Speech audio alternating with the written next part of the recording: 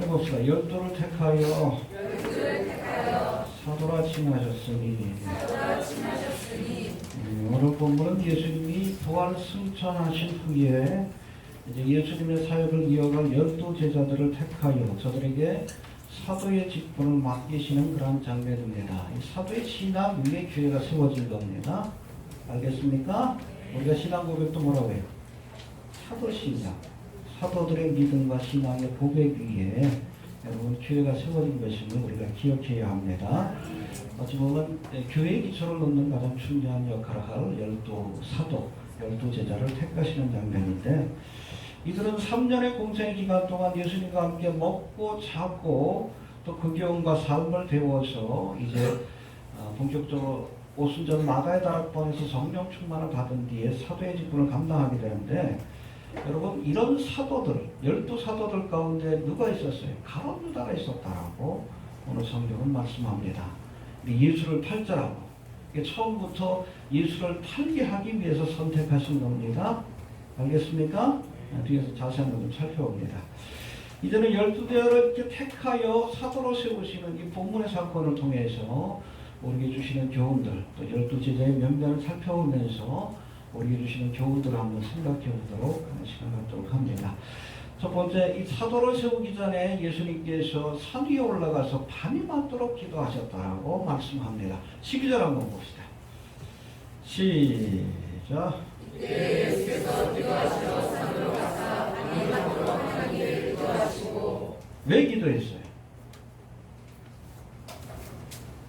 하나님의 뜻을 묻기 위해. 이해가 됩니까? 여러분 겟세마네 동산에서도 십자가를 지시기 전에 기도했잖아. 뭐라고 기도했어요? 아버지요, 할 수 있으면 이 잔을 내게서 떠나가게 하옵소서. 이게 주님이 원하시는 일이에요. 십자가를 지키기 위해서 오셨지만 십자가의 잔만큼은 피하고 싶으셨습니다. 그럼 뭐라고 기도합니까? 그러고 나서 그러나 나의 뜻대로 마옵시고 아버지의 뜻대로 되기를 원하나이다. 해봅시다. 나의 뜻대로 마옵시고 아버지의 뜻대로 되기를 원하나이다. 여러분 우리가 중요한 결정을 내리기 전에 먼저 기도하세요. 하나님의 뜻을 물으시기 바랍니다. 여러분 잠언 6장 19절 제가 좋아하는 말씀인데, 사람이 마음으로 계획한다 할지라도 그 걸음을 인도하시는 분은 여호와이시라. 할렐루야. 여러분 아무리 내가 계획해도 하나님의 뜻과 인도하심이 없으면은 그 계획한 것을 이룰 수가 없어요. 그래서 우리가 어떤 일들을 계획하기 전에 먼저 하나님의 뜻이 무엇인가를 알기 위해서 기도해야 하는 겁니다. 하나님 이 일이 주님께서 정말 원하시는 일입니까? 이 사람을 내가 사도로 선택하려고 하는데 이게 주님의 뜻입니까? 우리가 어떤 계획들을 세웠으면 실패하지 않기 위해서라도 주님의 뜻을 먼저 구할 수 있기를 바랍니다. 그게 최선이에요. 해봅시다. 계획이 아니라 인도를 따라야 한다. 그래서 내 계획대로 된다고 여러분 행복한 인생이 아니고 성공하는 인생이 아니요. 내 계획이 아니라 하나님의 인도, 하나님의 뜻을 따라 되어질 때 그게 최선이에요. 여호와는 나의 목자시니 내게 부족함이 없으리로다. 그렇죠? 다윗이 평생 마치 어린 양처럼 목자 되신 하나님을 쫓아갔더니, 그렇죠? 내담이 넘치나이다. 부족함이 없는 인생을 살았어요. 이런 인생을 살기 위해서 우리가 중요한 순간마다 어떤 일들을 결정하기 전에 기도하시길 바랍니다. 마음대로 결정해 놓고 나서 실패하고 나서 천부여 의지 없어 그러지 말고 처음부터 하나님 앞에 기도하세요. 중요한 결정일수록 밤이 맞도록 기도했다고 했잖아. 얼마나 중요합니까? 충분히 기도하시고 이게 하나님의 뜻이라는 확신이 있으면 그때 그 길을 가시길 바랍니다. 해봅시다. 밤이 맞도록 기도하시고 사도들을 택하셨다. 분명히 말씀드립니다. 중요한 결정 내리기 전에 마음대로 결정하고 나서 나중에 후회하지 마시고 하나님의 뜻을 묻기 위해 먼저 기도하시길 바랍니다. 예. 그리고 오늘 13절에 보니까 이렇게 기도하신 후에 제자들 가운데서 12를 택하여 사도로 삼으셨다 말씀합니다. 13절 한번 봅시다. 시작. 그 제자를 부르사 해봅시다. 제자들을 부르사. 그 중에서. 그렇죠? 이 당시에 예수님을 따라다니던 사람들이 제자들이 12제자만 있는 건 아니에요. 여러 제자들을 불러서 그 중에서 12를 택하여 사도의 직분을 맡기신 겁니다. 할렐루야. 해봅시다. 그 중에서. 예. 여러분 이 말씀 뭔가 하면 제자들 가운데 사도를 세웠다는 것은 사도가 되기 전에 먼저 예수님의 제자가 되어야 한다는 말씀입니다. 전체조건이에요. 해봅시다. 사도가 되기 전에 제자가 먼저 되어야 한다. 알겠습니까? 제자 되지 못하고 그렇죠? 예수님의 경과 삶을 따르는 제자가 되어야 되는데 자기를 부인하고 십자가를 지고 예수님을 쫓는 제자가 되어야 되는데 제자가 되지 못한 상태에서 사도가 되니까 교회 직분을 맡으니까 목사람 직분을 맡으니까 가룟유다 같은 길을 가는 거예요. 제자가 되시길 바랍니다. 제자는 뭐예요? 여러분 학생하고 제자는 다른 겁니다. 학생은 선생으로부터 지식만 전수받으면 돼. 알겠습니까? 그러니까 스승과 제자의 관계는 달라요. 스승의 교훈뿐 아니라 그 삶을 본받는 것이 제자입니다. 우리 그리스도인들 학생이 되면 안 돼. 성경을 많이 알아가지고 머리는 이만큼 컸는데 그 삶이 따르지 않아요. 그 학생이지 제자가 아니에요. 제자입니까? 제자가 되시길 바랍니다. 이렇게 예수님의 교훈과 삶을 따르는 자가 사명을 감당해야 사도가 되어야 그래야 주님의 뜻을 이루지. 근데 제자 되지 못하고 이 가룟유다가 그런 게 있어야 아니에요. 제자는 되지 못했는데 직분을 맡았어요. 그러니까 그 직분 가지고 주님의 뜻과 교훈을 쫓는 것이 아니라 자기 욕심을 채우는 수단으로 삼아 예수를 팔아먹어. 그런 목사들 얼마나 많아. 제자가 먼저 되어요. 그러고 나서 주님께서 허락하시는 사도의 직분도 맡는 거예요. 이해가 되십니까? 해봅시다. 제자 중에서 택하셨다. 제자가 먼저 되어야 합니다. 알겠습니까? 예. 두 번째 이 사도란 그 단어의 뜻은 아포스톨로스라고 해서 보내심을 받은 자라는 뜻을 갖고 있습니다. 해봅시다. 보내심을 받은 자다. 하나님 주신 사명. 구체적으로 뭐예요? 복음 전파의 사명이지. 그렇죠?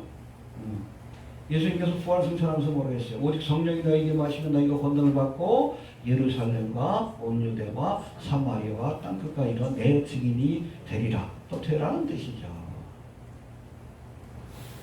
우리를 어디에 보내시는 거예요? 예루살렘, 온 유대와 사마리아 땅끝까지. 왜? 복음 전하라. 이해가 되십니까? 예. 아무튼 우리 모두는 사실은 12제자뿐 아니라 이 사도들의 신앙의 고백과 사역 위에 세워진 교회는 모두가 다 세상에 나아가 복음을 전해야 돼요. 또 다른 사도인 것을 기억할 수 있게 되길 바랍니다. 해봅시다. 우리는 보내심을 받은 자이다. 여러분의 직장과 가정과 또 삶의 터전이 사역의 현장이라고 생각을 해야 돼요. 하나님께서 나를 여기 보내주셨다. 가서 뭐 해야 돼? 복음을 전해야지. 복음을 전해서 한 명이라도 더 구원하기 위해 애써야 합니다. 제가 늘 얘기하지만 여러분 우리가 예수님 앞에 설 때는 뭐예요? 제자예요. 제자. 교회 와서는 여러분 사실은 어떤 분들은 그냥 교회 와서 너무 봉사하기 바빠. 마르다처럼. 그게 중요한 게 예배하면서 말씀을 듣고 예수님의 교훈을 배우는 것이 중요해. 교회에서. 어떤 교회는 그냥 교인들은 그냥 월요일부터 주일까지 계속 붙들어둬. 여러분 교회에서는 배우는 겁니다. 배우고 은혜 받고 나서 어디 나가서? 세상으로 나가서 복음을 전해야지. 24시간 뭐 일주일 내내 교회만 있으면 어떻게 나가가지고 복음을 전해요? 빛과 소금의 역할을 어떻게 합니까? 예수님 앞에 설 때는 우리가 뭐예요? 세상에 나가서? 예. 해봅시다. 주님 앞에선 제자요. 세상에선 사도가 되어야 한다. 할렐루야. 늘 기억하시길 바랍니다. 저도 뭐 이 강단에 서기까지 일주일 내내 성경 공부하고 그래요. 배워도 잘 모르겠어요. 하나 배우면 두 개를 잊어버려가지고 어찌됐든 열심히 배우고 나서 그리고 나서 그거를 가르치는 거지. 그래야 되는 겁니다. 이해가 됩니까? 네. 주님 앞에선 제자, 세상에 나가선 잊어버리지 않기를 바랍니다. 이제부터는 본문에 등장하는 12제자에 대한 말씀이 나오는데 이 12제자들의 면면을 살피면 크게 보면 해봅시다. 어부, 세리, 열심당원. 그렇죠? 각자 살아온 배경이 다른 여러 사람들이 모여서 그렇게 예수님의 제자, 하나의 공동체를 이루었던 것을 우리가 알게 됩니다. 이 세리와 열심당원은 평상시 만나면 칼무림 납니다. 열심당원들은 테러 분자예요. 독립군들입니다. 그래서 평상시에 칼을 품고 다녀요. 열심당원이 시몬이 있었다고 했고 가룟 유다도 열심당원이라는 얘기를 합니다. 그러다가 세리를 만나면 으슥한 데서 그냥 툭 찌르고 도망갑니다. 왜? 그 당시 세리는 로마를 위해서 일하는 공공의 적, 매국노들. 그렇죠? 아베 수상님 죄송합니다. 그 매국노들이거든요. 그렇죠? 매국노들이니까. 그러니까 칼을 품고 다니다 툭 찌르고 죽여요. 근데 흥미롭잖아요. 예수님의 제자 가운데 열심당원이 있고 세리가 있었어. 세리가 누구요? 그렇죠. 마태복음에 저자예요. 괜찮아요. 각기 배경도 다르고 주로 직업을 가진 사람들은 어부들이지만 베드로처럼 배경도 다르고 또 직업도 다른 사람들이 예수 안에서 하나가 되었습니다. 해봅시다. 예수 안에서 하나가 되었다. 여러분 정치적인 이념이나 경제적인 능력 혹은 사회적 신분으로 인해서 나누어진 교회라면 그건 바람직한 교회가 아닙니다. 알겠습니까? 정치적 이념과 사회적인 신분과 상관없이 우리가 그리스도 예수 안에서 하나 될 수 있어야 예수님의 제자로서. 알겠습니까? 어느 교회는 자꾸 이념으로 나누려고 해. 자꾸 우파니 좌파니. 무슨 우파 좌파요? 예수파지. 이해가 돼요?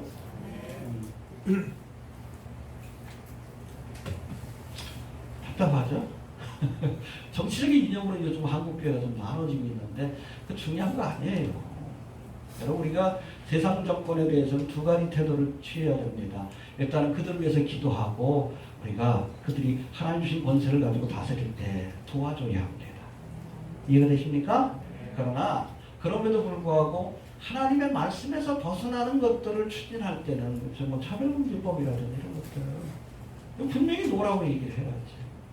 이 두 가지 태도를 견지해야 돼. 근데 자꾸 이념을 가지고 그냥 모든 정권을 판단하고 좌파지 우파지 반정부 활동을 해야 애국이고 천국 가는 시민이래. 문재인 정부 지지하면 그거 다 지옥 간대. 엉뚱한 소리 하는 사람들이 있어.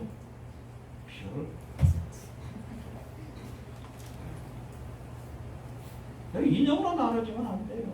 예수 안에서. 우리는 좌파 우파가 아니에요. 예수파입니다. 이념 전쟁은 이미 1990년도 여러분 페레스트로이카 그 소리 무너지고 나서 끝난 거예요. 끝난 거예요. 아직도 그거 가지고 쌈박질하고 있으니 그 뒤에 여러분 일본 애들이 있잖아. 네? 자꾸 이용당하는 거지. 그러지 맙시다. 네, 이제는 구체적으로 12제자들 한 사람 한 사람씩 살펴보는데 우리 14절부터 16절까지 한번 봅시다. 시작.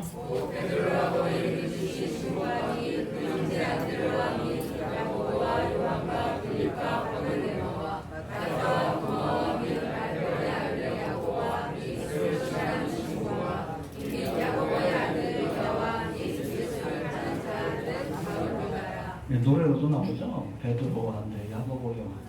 외우시길 바랍니다. 또 수제자인 베드로의 이름이 제일 먼저 등장하는데 본문에서는 그의 본명이 뭐라고요? 시몬입니다. 시몬이 뒤에서 또 나옵니다. 열심당원인 시몬 것. 당시에 여러분 이름들이 굉장히 많았어요. 같은 이름들이. 그러니까 그걸 구분하기 위해서 유다는 유다인데 가롯 지역에서 온 유다다. 가롯 유다다. 그런 표현을 한 겁니다. 누구의 아들 누구다. 바요나 시몬. 그렇죠? 요나의 아들. 베드로의 아버지가 요나입니다. 바요나 시모나 그러죠. 바가 아들이라는 뜻이에요. 바돌로메도 돌로메의 아들이라는 뜻입니다. 베너 아시죠? 베너. 거기 벤자가 그게 아들이라는 뜻이에요. 그 영어로는 베너인데 한글로 하면 바훌입니다. 훌의 아들 라는 뜻이에요. 벤허가. 훌 아시죠? 아론과 훌 할 때. 훌의 아들이라는 뜻이에요. 바훌이에요. 한글로는. 이해가 되십니까? 벤이라는 단어인데. 여하튼 이게 이름들이 그냥 비슷한 것들이 많았는데 원래 베드로의 이름이 뭐라고요? 시몬입니다. 그 뜻은 듣다라는 뜻을 갖고 있는 단어인데 이런 시몬에게 예수님께서 가이사랴 빌립보에서 이 시몬이 베드로가 주님을 향해서 멋진 고백을 하죠. 주는 할렐루야. 그 고백을 받으시고 나서 저에게 새로운 이름을 주십니다. 바요나시구나. 내가 복되었다. 이를 알게 한 것은 사람이 아니라 성령님이시다. 내가 너에게 베드로란 반석이라는 이름을 주리니 이 베드로 위에 내가 교회를 세우리라. 할렐루야. 그래서 그에게 베드로, 원래는 여러분 원문으로 페트라라고 되어 있습니다. 페트라 들어보셨습니까? 레이더스 오브 디 아크. 레이더스라는 영화에 보면 그 페트라가 나오죠. 요르단 지역. 거기가 왜 페트라인가 하면 바위예요. 다 바위예요. 이 페트라가 바위라는 뜻입니다. 페트라. 내가 이 페트라 위에 교회를 세우리라. 뭐예요? 베드로가 했던 그 신앙의 고백이 주는 그리스도이시여 살아계신 하나님의 아들입니다. 할렐루야. 이 교회, 이 신앙의 고백 위에 내가 교회를 세우리라. 할렐루야. 여하튼 이 시몬에게는 이 베드로라는 이름이 주어졌는데 이 기초를 놓다는 뜻을 갖고 있습니다. 해봅시다. 기초를 놓다. 여하튼 이 이름처럼 베드로는 훗날 초대교회인 예루살렘 교회를 세우고 초대 여러분 사역자가 담임 목사가 베드로입니다. 예. 그리고 이후에는 이방인의 오순절이라고 하는 고넬료 사건에서 결정적인 역할을 함으로 교회의 기초를 놓는 그야말로 페트라, 베드로의 역할을 다하고 로마에서 순교하는 모습을 우리에게 보여주고 있습니다. 할렐루야. 그래서 수제자예요. 이해가 됩니까? 예. 그런가 하면 여러분 14절 한번 다시 봅시다. 시작.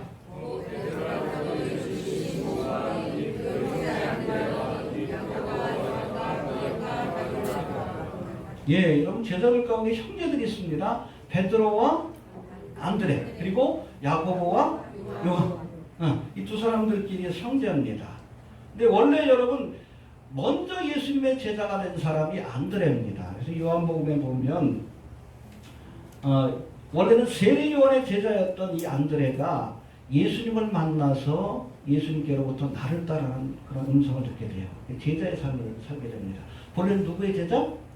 세례 요한의 제자였다가 그렇게 예수님을 만나서 예수님의 제자가 된 겁니다. 할렐루야. 근데 이 안드레가 누구를 또 전도했어요? 자기 형인 베드로를 데리고 온 거예요. 이해가 됩니까? 네.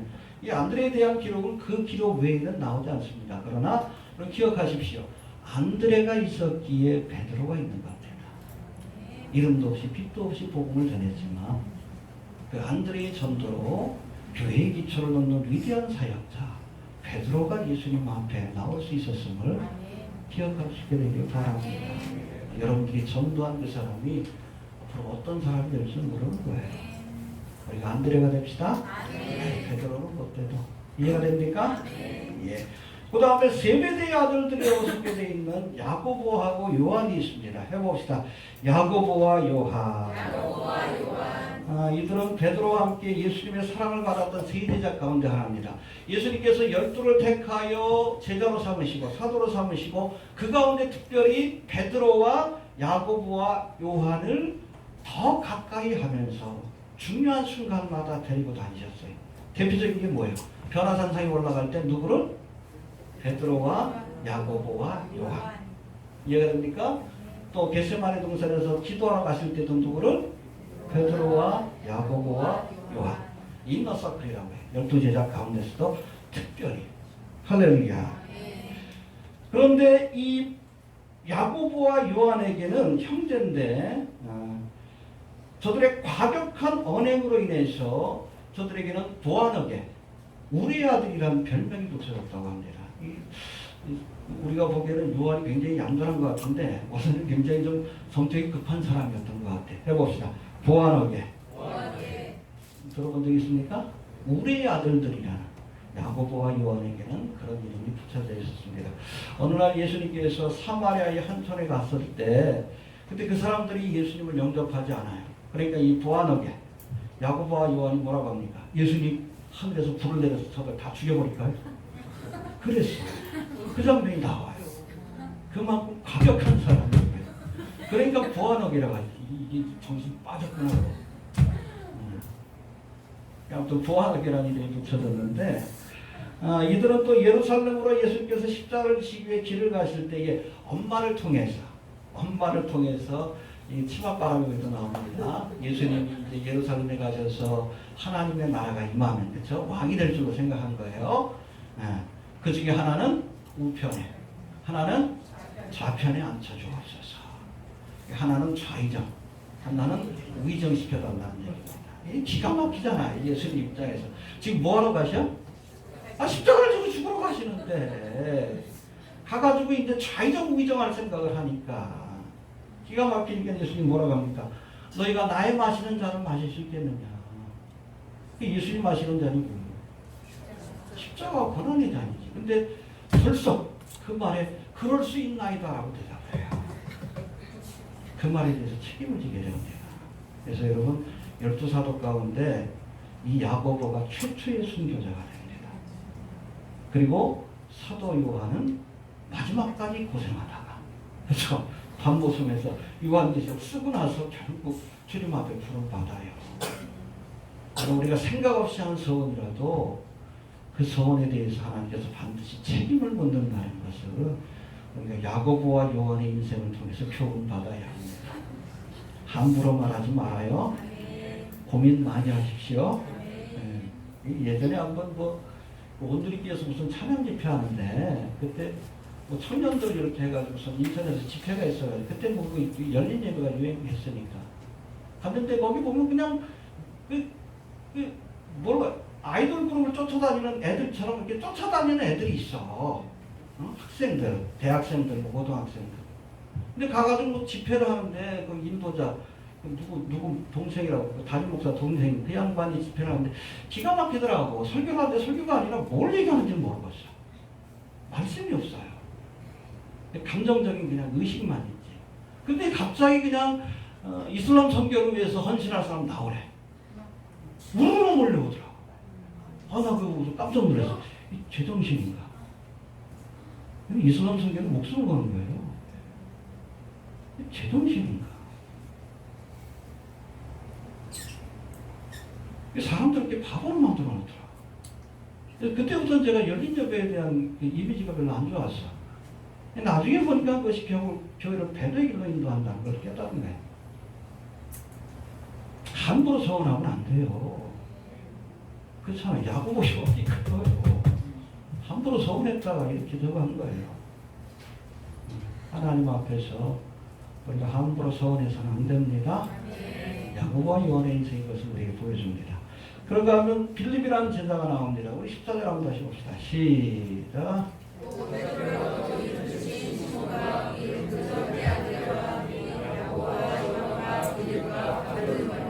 빌립은 안드레, 시몬 베드로와 마찬가지로 베세다 출신입니다. 같은 동양 사람이에요. 베세다는 갈릴리에 있는 어촌 마을입니다. 요 위에 가버나움이 있고 그 밑에 베세다가 있어요. 베세다 출신이 누구예요? 베드로 그리고 안드레 형제죠. 빌립이 베세다 출신입니다. 어부였을 거로 그렇게 알려져 있는데 예수님을 처음 만난 후 이 빌립이 바돌로메라고도 불리우는 친구 나다나엘을 예수님 앞에 인도하는 장면이 요한복음 1장 45절과 46절에 나옵니다. 이 요한복음 1장에 보면 이 빌립이 예수님을 먼저 만나고 나서 친구인 나다나엘을 찾아가서 그렇게 예수님을 소개합니다. 야, 이사야가 예언한 구약에서 예언한 메시아를 내가 만났는데 그분이 요셉의 아들 나사렛 예수다. 할렐루야. 해봅시다. 요셉의 아들 나사렛 예수라. 나다네엘이 뭐라고 해? 나사렛에서 무슨 선한 것이 나겠죠. 그 말이 거기서 나옵니다. 왜냐하면 여러분 나사렛은 깡시골이에요. 이스라엘의 종교와 신앙의 중심은 어디입니까? 예루살렘이요. 그래서 여러분 이스라엘 우리가 크게 보면 남쪽에는 여기 위에 헬몬산이 있고 그 다음에 갈릴리 호수가 있고 요단강을 통해서 사이로 그 물이 흘러들어갑니다. 그래서 여러분 이 예루살렘은 바로 이 사이 옆에 있어요. 밑에 있습니다. 그리고 위에 갈릴리 호수. 그러니까 남북으로 나눠져 있는데 이 예루살렘으로 중심으로 한 유대 지역이라고 합니다. 갈릴리 지역과 유대 지역이라는데 이 유대 지역 같은 경우에는 신앙과 정치의 중심지입니다. 우리로 따지면 수도권이에요. 그런데 이 갈릴리는 시골이에요. 시골입니다. 그 중에 제일은 나사렛이요. 감잡고예요, 감잡고. 그렇게 보시면 됩니다. 그러니까 나다네엘이 기가 막히지. 무슨 하나님의 사람이 저 나사렛에서 나느냐. 예루살렘도 아니고. 그 얘기를 하는 거예요. 그러니까 이 빌립이 뭐라고 합니까? 더 이상 논쟁하지 않고 와보라. 해봅시다. 이게 중요해요. 해봅시다. 와보라. 거기서 여러분 논쟁하면 싸움밖에 안 돼. 해봅시다. 와보라. 네. 전도할 때도 그렇게 하면 됩니다. 그냥 단순하게 전하고 또 거기에 대해서 저거 하면 뭐 더 할 거 없어요. 와봐라. 와서 예수님을 만나야 해결이 되는 거예요. 아무리 설명해도 안 되는 겁니다. 알겠습니까? 그래서 이 나다네엘이 와보라 그러니까 그래 한번 가보자. 근데 예수님이 나다네엘을 먼저 알아요. 야, 이는 참 이스라엘 사람이야. 그 안에 간사한 것이 없다. 깜짝 놀래. 서로 어떻게 하십니까? 네가 무화과 나무 있을 때에 내가 보았다. 뭐 하고 있었어요? 무화과 나무에서? 기도하고 있는 걸 보신 거예요. 그러니까 깜짝 놀라지. 하나님의 아들이십니다. 고백을 하고 예수님의 제자가 되었어요. 여튼 와보라 하시길 바랍니다. 네. 복잡하게 전도하지 말고. 그래서 빌립의 전도법이라고 얘기합니다. 해봅시다. 와보라. 그래서 내가 만난 예수님에 대해서 가감없이 전하고 신학적으로 성경적으로 우리가 모른다 할지라도 한번 와봐야 알지. 예수님을 만나면 해결되는 겁니다. 해봅시다. 와보라. 예, 그리고 바돌로메가 있는데 이 바돌로메는 아까도 말씀드렸듯이 누구의 아들? 돌로메의 아들. 바자가 들어가면 아버지라는 뜻입니다. 아들이라는 뜻이에요. 바돌로메, 돌로메의 아들이다 라는 뜻을 가진 이름인데 그가 바로 아까 설명드렸던 이 나다나엘과 동일한 인물일 것으로 그렇게 성경학자들은 보고 있습니다. 그리고 마태가 등장합니다. 7번째 15절 한번 봅시다. 시작. 마태와 도마와 및 알페라고 보아한 예수를 예, 이 마태가 있는데 앞서 5장에 등장하는 세리인 마태라는 표현이 나오죠. 세리인 레위라는 표현이 나옵니다. 이 레위가 바로 마태입니다. 레위는 히브리식 이름이고 마태는 헬라식 이름이다 라고 이렇게 보시면 됩니다. 아무튼 이 레위가 예수님을 만나고 나서는 히브리식 이름인 레위보다는 헬라식 이름인 마태로 이렇게 불리게 되는데 이 마태는 복음서 가운데 뭘 졌어요? 마태복음을 지은 자입니다. 근데 마태복음의 저자이기도 한 이 마태는 자기가 기록한 복음서에서 자신을 세리 마태로 소개할 만큼 세리였던 자신을 구원해 주시고 제자로 삼아 주신 예수님의 은혜에 깊이 감사하는 삶을 살았던 것을 우리가 알게 됩니다. 다른 복음서에서는 그렇게 소개 안 해요.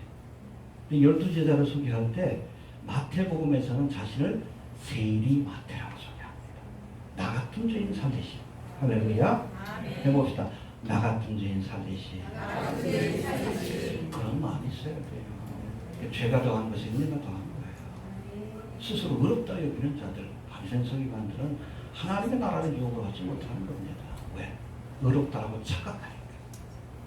나는 세리였던 마태입니다. 할렐루야. 그 얘기를 주신 거지. 제자로 삼아주시고 복음서 가운데 하나님 마태복음을 기록하게 하시고 할렐루야. 예, 우리도 그런 믿음이 필요합니다. 예, 그런가 하면 15절에 도마가 등장합니다. 디도모라는 헬라식 이름으로도 그렇게 불렸는데 도마 그러면 뭐가 생각납니까? 의심 많은 제자. 그렇죠? 예수님이 부활하셔가지고 제자들한테 나타났는데 하필 그때 누가 없었어? 도마가 없었어. 중요한 자리. 제자들이 다 모아가지고 우리가 부활의 주님을 만났다 그러니까 이 도마가 믿지를 못해. 내가 예수님의 손에다가 손가락 못자국을 보고 예수님 옆구리에 창을 맞춰야 돼. 거기다 손가락을 놓기 전에는 내가 믿지 못하겠다. 근데 바로 그때 예수님이 나타나십니다. 해봐라. 야, 이렇게 좀 만져보고 놓아봐라. 그러니까 그 자리에서 무릎 꿇고 뭐라고 합니까? 나의 주 나의 하나님. 내가 보는 거로 믿느냐 보지 않고 믿는 자에게 복이 있도다. 의심 많은 도마라는 그런 말씀인데 여러분 보지 않고 믿는 것이 복됩니다. 그러나 보지 않으면 믿을 수 없다. 표적을 보고라도 믿으라는 거예요. 도마의 믿음이라도 가지라는 겁니다. 여러분 지금이 마지막 때인 걸 주님께서 많은 표적을 통해서 보여주시잖아요. 보고라도 믿으라는 거예요. 중동 지역에 지금 언제 전쟁이 날지 모르잖아. 얼마 전에 이스라엘 이라크를 공습했대. 거기는 이란 기지를 공습했대요. 공개적으로 얘기를 합니다. 다음은 이란이요. 그렇게 되면 국가목의 전쟁이에요. 그 전에 휴거의 사건이 일어난다라고 많은 학자들이 얘기하잖아. 더 이상 뭘 보여줘. 조만간 예루살렘에 성전이 세워진다고.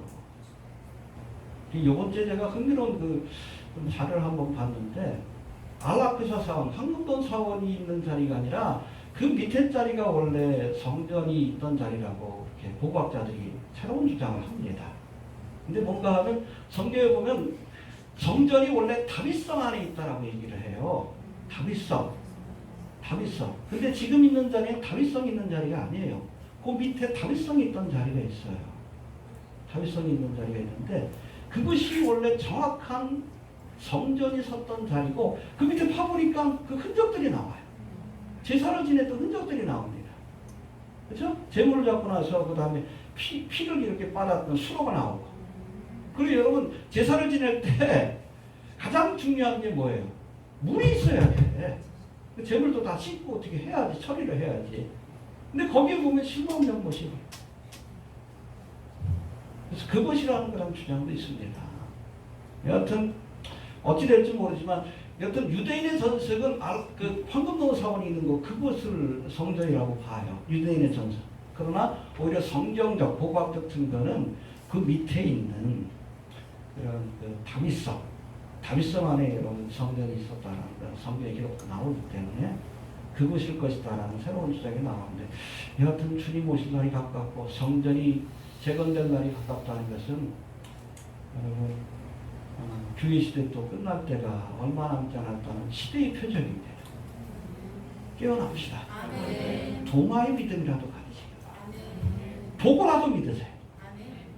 알겠습니까? 아멘. 해봅시다. 도마의 믿음이라도 갖자. 알겠습니까? 보지 못하고 믿는 자가 복이 있지만 그런 믿음이 없다. 보고라도 믿으라는 거예요. 시대의 표적을 보여주시라. 보고라도 믿을 수 있게 되길 바랍니다. 그런가 하면 알페오의 아들 야고보가 있습니다. 해봅시다. 알페오의 아들 야고보. 이건 요한의 형제 야고보와 구분하기 위해서 그렇게 소개하는 것인데 작은 야고보라고도 그렇게 불립니다. 신약 성경에는 여기 외에는 더 이상 기록이 안 나와요. 기록이 안 나오지만 전승에 의하면 그가 페르시아로 가서 복음을 전하다가 순교한 것으로 알려지고 있습니다. 성경에 이렇게 이름 없이 빛도 없이 주님의 사역에 충성한 일꾼들이 있습니다. 예, 그 다음에 셀롯이라고 하는 시몬이라고 이렇게 소개되고 있는 5절 다시 한번 봅시다. 15절 시작.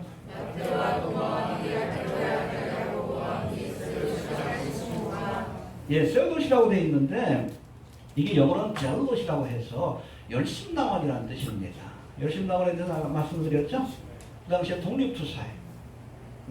무장투쟁을 통해서 그렇게 이스라엘을 독립시키려고 했던 그런 사람들이라고 이해하시면 됩니다. 예수님의 제자 가운데 특별히 이 셀롯인 유다와 또 시몬과 가롯 유다가 열심당원 출신이었던 것으로 이렇게 알려지고 있습니다. 근데 이 결국에는 이 열심당했던 시몬이 예수님을 만나고 나서 그 사상적인 변화가 일어나요. 생각의 변화가 일어나요. 아, 이 땅에 이스라엘을 독립시키는 것이 아니라 세상 나라가 아니라 뭐가 더 중요하다? 하나님의 나라. 그래서 결국 사도의 길을 가게 됩니다. 근데 가룟 유다는 예수님과 3년 동안 생활하면서도 그 생각이 변하지 않았어요. 마지막까지 자신의 생각을 예수님께 관철시키려고 하다가 안 되니까 낙심해가 예수님을 팔아먹은 거예요. 내가 변해야 합니다. 알겠습니까? 같은 열심당원이지만 이 시몬은 제자의 길을 갔고 가룟 유다는 배신자의 길을 갔어요. 여러분, 예수님의 생각과 내 생각이 다르면 내 생각을 바꿔야. 근데 교회 안에 한국 교회에도 얼마나 많은 열심당원들이 있어요. 세상의 정치를 통해서 이 땅에 하나님의 나라를 세우겠다고 태극기 들고 애국 집회하고, 그게 가룟 유다의 후예들이요. 가이사의 것은 가이사에게, 하나님의 것은 하나님께 바치라가 있어요. 정죄분리의 원칙을 분명히 얘기했습니다. 근데 왜 교회에서 여러분 뭐 우파니 좌파니 이데올로기를 가지고서 왜 정치를 하려고 해? 그게 가룟 유다지. 가룟 유다의 길을 가니까 가룟 유다 같은 심판이 내려지는 거예요. 여러분, 시몬과 같이 내 이념과 다르다 할지라도 내 이념을 포기하고 예수님의 교훈을 따르는 자가 주님의 제자입니다. 우리 한국 교회는 너무 가룟 유다가 많아. 정광훈, 이성동수 보면 지금 정신없어. 또 김진영도 숟가락 하나 없더라고. 뉴라이트 운동을 했다. 기가 막힌 얘기를 하던데. 김구 선생이 뭐 친일을 해야 된다고 했대. 그런 희한한 소리를 다 해.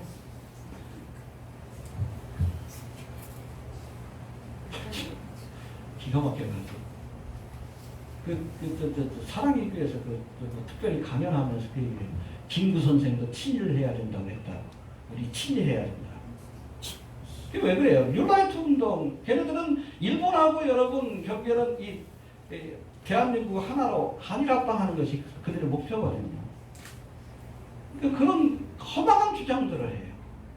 그게 가룟 유다들이지. 가룟 유다라고 하면 안 되겠다. 가룟 유다는 그래도 애국자였지. 매국노는 아니잖아. 참 기가 막힌 그런 일이 벌어집니다.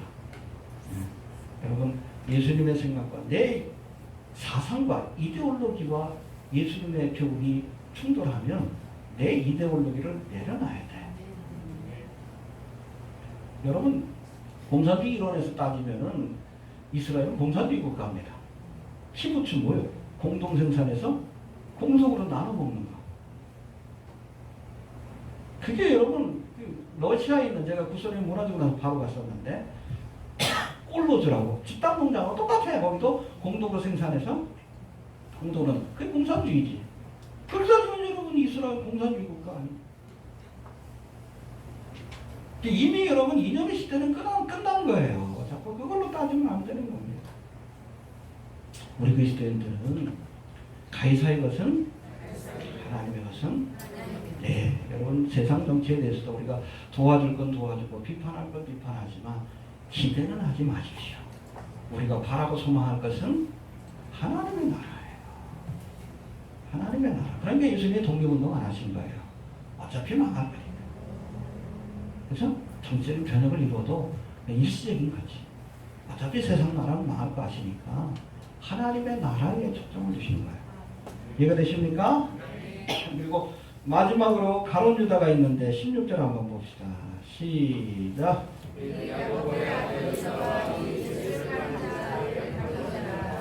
예, 가롯이라고 하면 예루살렘 서쪽에서 11km, 굉장히 가깝습니다. 굉장히 가까운 거예요. 서쪽으로 11km 지점에 있는 기럇 여아렘이라는 그런 지명을 의미하는 것이 바로 가롯입니다. 근데 여러분, 다른 모든 제자들은 어디 출신이에요? 다 벳세다라든지 이런 데, 나사렛, 예수님까지 다 갈릴리 출신이에요. 나사렛에서 그렇죠. 근데 유독 이 유다만큼, 가룟 유다만큼은 유대 지방 출신입니다. 그러니까 타양 사람이에요. 유일하게. 그래서 여러분 어떤 성경학자들은 12제자 가운데 유독 타주역 출신이었던 이 가룟 유다가 바로 이런 이질감 때문에 예수님을 배반하게 된 한 가지 계기가 되었다고 주장하기도 합니다. 이해됩니까? 예. 여튼 이렇듯 다양한 직업과 배경을 가진 사람들이 해봅시다. 예수 안에서 하나 되었다. 우리 교회도 뭐 다양한 배경과 직업을 가진 분들이 계시지만 예수 안에서 하나가 되어야 합니다. 세상에서 원수 같은 자를 할지라도 예수님 안에서 우리 주님께는 하나가 되시길 바랍니다. 알겠습니까? 예. 그리고 16절에 보면 예수를 파는 자들의 가룟 유다가 있었다고 말씀하는데 이 유다에 대해서 조금 더 한번 살펴봅니다. 해봅시다. 12사도 가운데 가룟 유다가 있었다. 오늘 교회 안에도 예수님의 제자가 되고 막중한 직분을 맡은 목사나 신학자들 가운데서도 실제로는 예수님의 제자가 아니라 자신의 욕망을 위해서 일하는 가룟 유다가 있다는 것을 기억할 수 있게 되길 바랍니다. 해봅시다. 교회 안에 가룟 유다가 있다.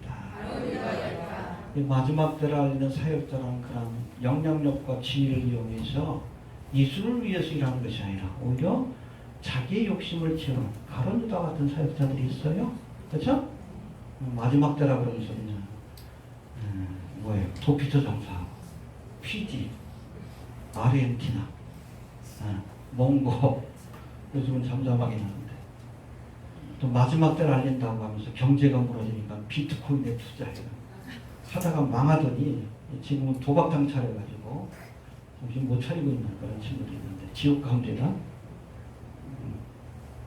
또 마지막 때를 알리는 목사라는 이름으로 그냥 명성을 얻고 교회를 크게 만든 다음에 지금 또 뭐 애국 집회한다면서 정치하는 친구들 정동석 이게 가룟 유다예요.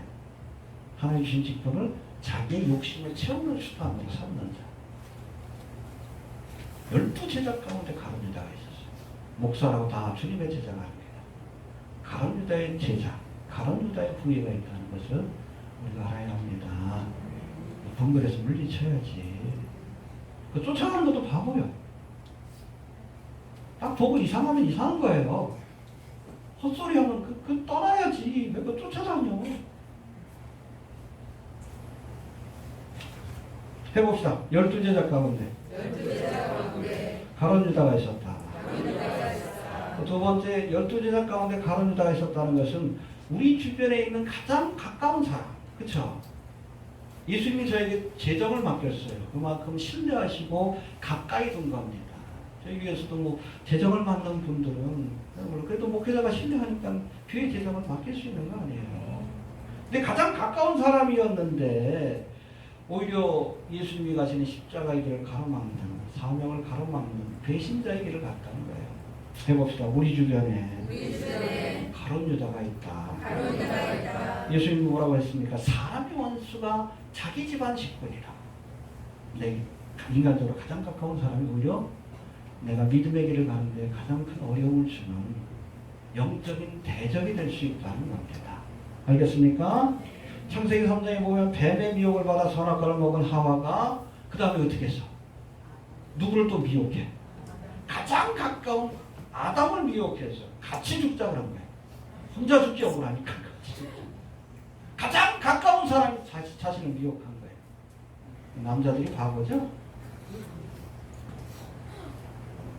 삼손도 마찬가지예요. 그렇게 사랑했던 여자 이틀리나 때문에 나시에서야 어기고 머리털이 잘리고 하나님의 능력을 잃어버렸죠. 그 다음에 두 눈이 뽑히고 블레셋 사람들한테 조롱멸시당하다 처참하게 죽어가잖아요. 가장 가까운 사람이 가장 큰 영적인 대적이 될 수 있는 겁니다. 해봅시다. 가장 가까운 사람이 가장 큰 영적 대적이 될 수 있다. 여러분 예수님이 예루살렘으로 이제 십자가를 지러 올라가려고 하실 때에 그 길을 가로막았던 사람이 누굽니까? 베드로예요. 그리 마옵소서. 예수님을 꾸짖었다고 했어요. 예수님이 뭐라고 합니까? 사탄아 내 뒤로 물러가라. 바로 직전에 뭐라고 했어요? 바요나 시몬아 얘가 복잡하다 보는데 180도 바뀌었어. 이 사탄아 물러가라. 내 뒤로 물러가라. 왜? 베드로의 욕심을 틈타서 사탄이 베드로를 통해서 미혹한다는 걸 아신 거예요. 해봅시다. 사탄아, 내 뒤로 물러가라. 괜찮아요. 내 주변에 가장 가까운 사람이 사탄의 도구로서 나를 넘어뜨리는 영적 대적이 될 수 있다는 것을 우리가 기억할 수 있게 되길 바랍니다. 예수님만 바라보십시오. 가룟 유다, 베드로, 그리고 들릴라와 같은 내 주변에 가장 가까운 사람이 가장 큰 영적 대적이 될 수 있음을 늘 기억하면서 경계하시기 바랍니다. 우리 여러분 친한 가족이라 할지라도 믿음에 관한 문제는 타협하지 마세요. 그것이 내가 사는 것이고 그 사람을 살릴 수 있는 방법입니다.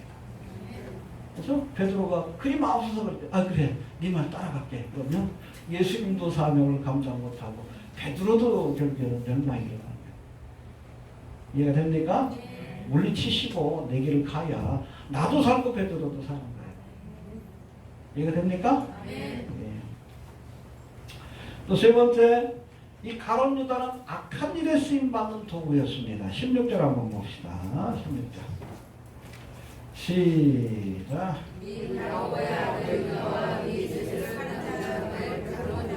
예, 여기 아예 그냥 처음부터 택할 때 해봅시다. 예수를 파는 자들, 가룟 유다라. 예수님이 기도하고 12 제자를 택하실 때에 이 가룟 유다의 역할이 뭐예요? 예수님을 파는. 그래야 성경의 영이 응하잖아. 그렇죠? 영삼십에 80이요. 그래서 성경에 나와 있잖아. 악한 도구로 쓰기 위해서 택하신 겁니다.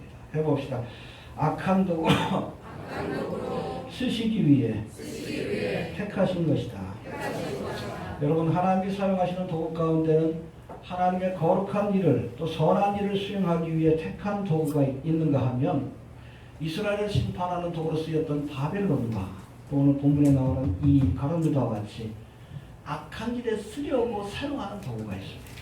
해봅시다. 악한 일에 사용하는 도구가 있다.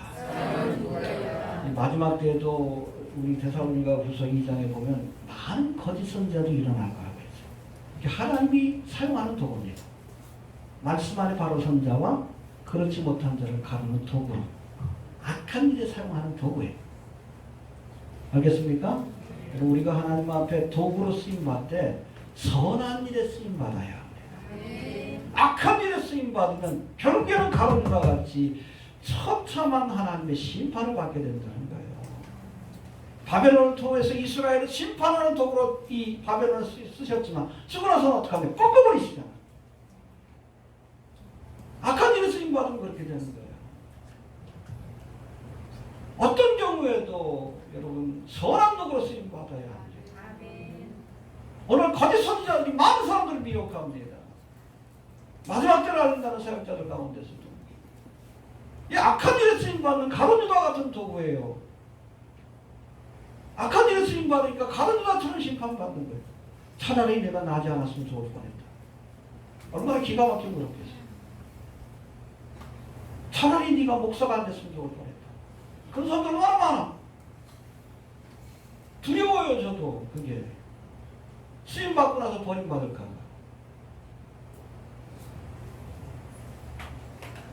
그럼 악한 일에 쓰임받는 도구가 되지 않길 바랍니다. 우리 블로그도 그렇고 우리 출근교회도 그렇고 선한 도구로 쓰임받아야지.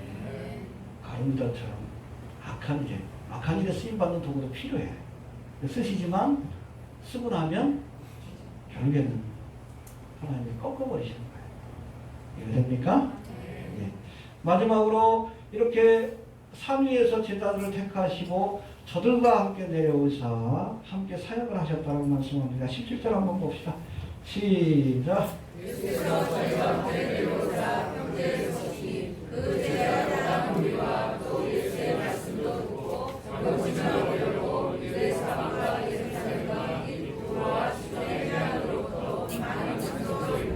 예, 밤이 맞도록 산에서 기도하시고 그곳으로 12를 불러서 제자로 삼으시고 사도로 삼으시고 저들과 함께 산 밑으로 내려와서 함께 동역하셨습니다. 할렐루야. 이렇듯 3년 동안 제자들과 함께 하신 예수님은 십자가를 지고 부활 승천하시면서 저들에게 이제 예수님이 하셨던 사역을 위임하십니다. 뭐라고 하십니까? 하늘과 땅의 모든 건 저를 내게 주셨으니 그러므로 너희는 가서 모든 족속으로 제자를 삼아 아버지와 아들과 성령의 이름으로 세례를 주고 내가 너희에게 분부한 모든 것을 가르쳐 지키게 하라. 볼지어다 내가 세상 끝날까지 너희와 항상 함께 있으리라. 그래서 예수님이 했던 일을 이제 너희가 해라. 선교의 또 그레이트 커미션이라고 해서 선교의 대명령이라고 하는데 사도들이 받은 이 선교의 대명령을 수행하기 위해서 오늘날 교회가 존재하는 겁니다. 알겠습니까? 주님께서 우리를 주님의 사역에 함께하는 동역자로 부르신 거예요. 내가 누구를 보내며 너가 나를 위하여 갈 거. 우리를 주님의 사역에 함께할 동역자로 부르고 계십니다. 이 부르심에 하면 할 수 있게 되길 바랍니다. 예. 정리합니다. 예수님은 밤이 맞도록 기도하신 다음에 제자들 가운데 12를 택하여 사도로 삼으셨습니다. 먼저 기도하시길 바랍니다. 사도가 되기 전에 뭐가 되어야 돼? 제자가 되어야 합니다. 그런데 이 사도들 가운데 예수를 팔 자인 가룟 유다가 있었다고 했어요. 우리 주변에 가룟 유다가 있습니다. 알겠습니까? 사도들 가운데 가룟 유다가 있어요. 이해가 되십니까? 가룟 유다처럼 악한 일에 쓰임 받으면 비참한 심판을 받게 된다는 것을 기억할 수 있게 되길 바랍니다. 이렇게 12를 택하여 그들과 함께 산 밑으로 내려와 많은 영혼들을 구하고 살리는 사역을 감당했듯이 오늘도 주님의 사역에 동참할 제자들, 일꾼들 주님께서 부르고 계십니다. 그 부르심의 화면에서 주님 오시는 그날까지 그 사명 잘 감당하고 주님 앞에 부끄럼 없이 살 수 있게 되길 바랍니다. 주신 말씀 붙들고 기도합니다. 하나님 은혜를 감사합니다. 많은 들 가운데 택하여 주님의 제자로 삼아주시고